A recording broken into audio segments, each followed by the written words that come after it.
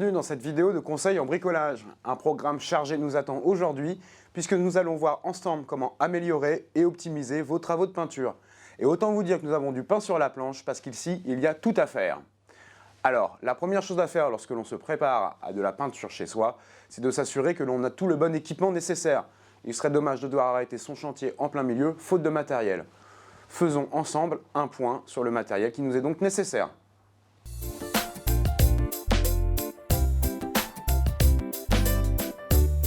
Une fois que nous nous sommes assurés d'avoir tout l'équipement nécessaire, il est temps de passer à la phase 2 de la préparation, à savoir la protection de tout ce que l'on ne veut pas peindre dans la pièce. Priorité donnée aux portes, aux plaintes et aux fenêtres. Et c'est là que je veux en venir, puisque je vais saisir l'occasion de vous présenter un produit que je trouve particulièrement performant et totalement adapté à ce que nous allons faire aujourd'hui. Ce produit, c'est l'adhésif de masquage spécial protection droite. Il va nous servir efficacement pour protéger tous nos encadrements de portes et de fenêtres. Trop souvent, on a malheureusement tendance à négliger la qualité de l'adhésif de masquage lorsque l'on s'équipe. Eh bien, c'est une erreur. En effet, il est très important que celui-ci réponde à des besoins et des critères bien précis. Tout d'abord, qu'il soit résistant et durable afin de ne pas se décoller pendant la durée de nos travaux. Et il est généralement très difficile de savoir à l'avance combien de temps dureront ces travaux. Ensuite, il est nécessaire que cet adhésif soit résistant à tous les types de peinture afin de ne pas se détériorer lorsqu'il rentrera en contact avec elle. Autant d'avantages et de qualités qui se retrouvent dans l'adhésif que je vous présente aujourd'hui. Mais voyons ça ensemble de plus près. Pour ce qui est de la pose, c'est très simple.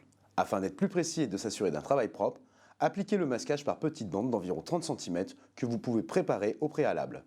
Un des avantages de cet adhésif est qu'il se déchire facilement à la main, ce qui vous fait gagner du temps. Il est important de bien suivre et de coller aux encadrements afin d'éviter les coulures. Utilisez votre doigt pour maroufler petit à petit votre bande et s'assurer qu'elle adhère bien à la surface. Lorsque vous arrivez dans les angles, la bonne technique est de ne pas hésiter à croiser et superposer les couches de masquage.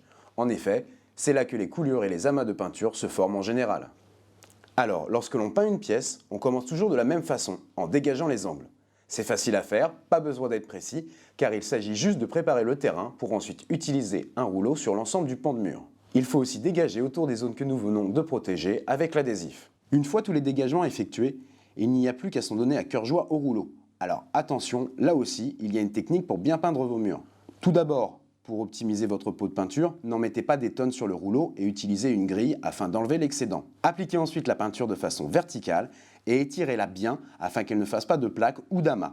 Afin d'homogénéiser le tout, croisez votre application verticale avec des bandes horizontales qui vont se charger de bien répandre la peinture et de l'étirer au maximum.